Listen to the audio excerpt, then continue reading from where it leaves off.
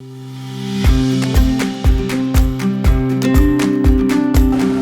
to another Turner's Tales. We've come to the Giant Otter enclosure to catch up with James to find out how they're getting on. James? So yeah, doing really well. We did have a little bit of an interesting turn of events a few months ago now, where we were almost certain that Inny here was pregnant. So what we now think is that it was a phantom pregnancy. So she went through everything. She started getting bigger. She started showing all the signs, teats getting enlarged and everything. Then they started mating a lot, which is normally a prelude to otter births, but sadly nothing came of it. Because literally the day he arrived, these two used to be together and they got separated to different countries. Yeah. Then we got Inny came first.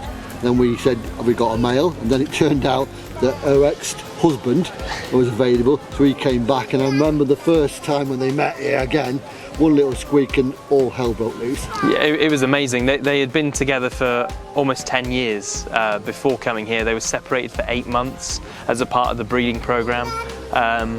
So yeah, it was amazing to get them back together. I mean, one of the downsides is that you can see behind you that he's taught her how to wreck the joint. Oh, completely. So it used to be nice and really lush and green, and now he's just wrecked nearly every plant you've put in there. Yeah, we had plenty of beautiful plants in there, and yeah, he absolutely annihilated it. What I do like him for though is he does this a lot.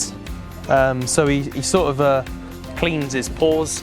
So otters, giant otters especially, they don't like being wet. Yeah. Male giant otters, they'll dry their paws a lot.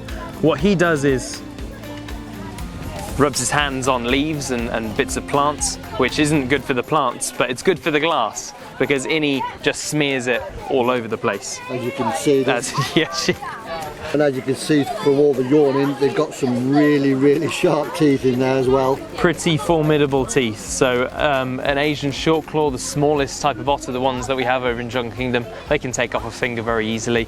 You can imagine scaling that up to a 23 kilo behemoth like these guys, they can do a serious amount of damage. But they've been seen taking on jaguars and things like that. So yeah, definitely nothing to be messed with at all. And strange, you won't believe this at the minute, but they're known for one thing, aren't they? Being the noisiest otters you've ever heard. Oh yes. Never stop, and when they start, it's incredibly noisy. Yeah. I've been up in the front of safari, and I've heard these guys screaming away. You can just hear it. So yeah, huge amount of noise, especially from Inny. She's a really loud individual. But they have over 22 different vocalizations, vocalizations for each other, different threats like crocodiles and jaguars and things like that. These guys more use that sort of use that call just to tell me that they're hungry. That's usually what they do. That's it for another Turner's Tales. I hope you enjoyed the giant otters. So you can see they've been having some great fun here. See you another time.